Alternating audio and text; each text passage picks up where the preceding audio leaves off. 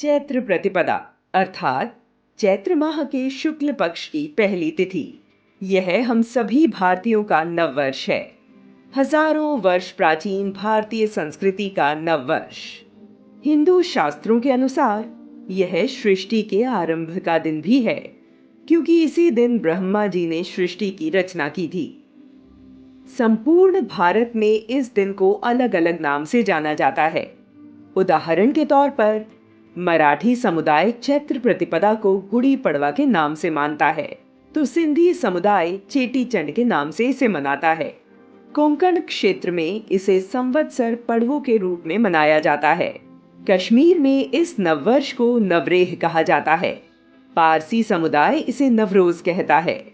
पंजाब में वैशाखी, आंध्र प्रदेश, तेलंगाना और कर्नाटक में उगादी तथा मणिपुर में यह दिन सजिबू नोंगमा पानबा के रूप में मनाया जाता है। वहीं यह पर्व केरल में विशु, असम में रोंगली बिहू के रूप में मनाया जाता है। इस तिथि को नव संवत्सर भी कहते हैं, क्योंकि इस तिथि से नए संवत्सर अर्थात नए कैलेंडर्स की शुरुआत भी होती है। सभी भारतीयों को नवरात्र के अतिरिक्त नववर्ष का उत्सव भी धूमधाम से मनाना चाहिए। इसे मनाने के लिए छोटी सी तैयारी कीजिए। अपने परिवार के लोगों, मित्रों और अन्य लोगों को नववर्ष की शुभकामनाएं दें। माथे पर पीला तिलक लगाएं। सवेरे उदित होते सूर्य को अर्घ्य अर्पित करें। अपने घर भवन पर केसरिया ध्वज लहराएं। नए वस्त्र पहनकर मंदिर जाएं। जरूरतमंदों को उपहार दें। लोग पूछेंगे, यह क्यों? यह कौन सा दिवस है?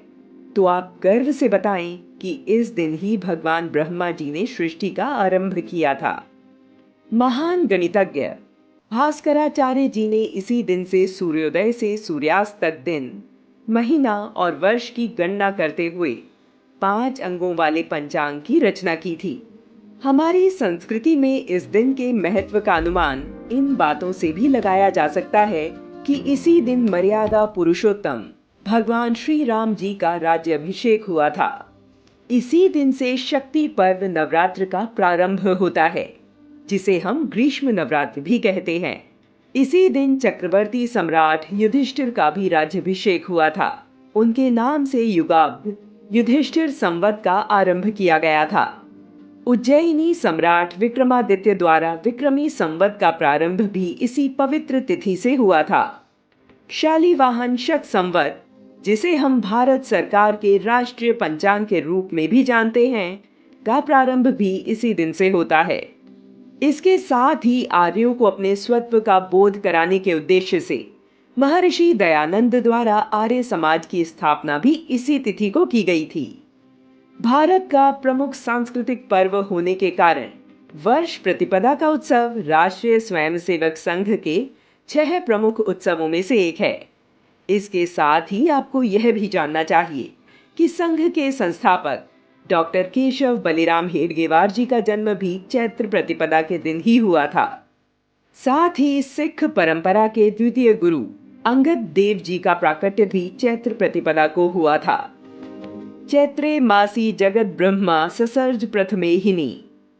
पृथ्वी पर आज के ही दिन मनुष्य उत्पन्न हुए थे, अतः यह हमारा मधुमय नववर्ष है।